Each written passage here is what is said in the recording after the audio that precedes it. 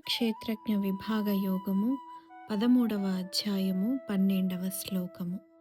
జ్ఞేయయ్యత్తత్ ప్రవక్ష్యామి యజ్ఞాత్వామృతమశ్నుతే అనాదిమత్పరం బ్రహ్మణ సత్తన్నాసదుచ్యతే.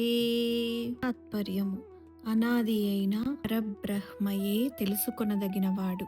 అతనిని తెలుసుకొనుట వలన మానవుడు పరమానందమును పొందును. అతడు సదసత్తులకు అనగా సత్ అసత్తులకు అతీతుడు. ఈ పరమాత్మను గూర్చి సమగ్రముగా నీకు తెలుపుచున్నాను.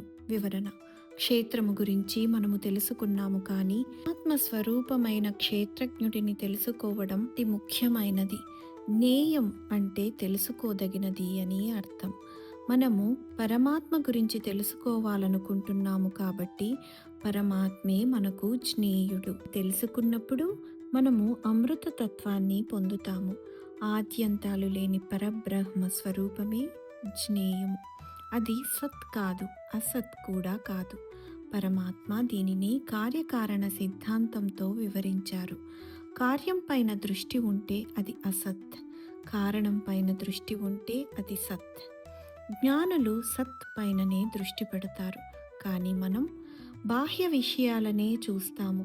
అసలు విలువ లోపల ఉన్న పరమాత్మదని గ్రహించుకోము.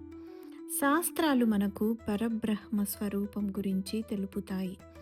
స్థలము మారినా, కాలము మారినా సత్ అనేది మారదు.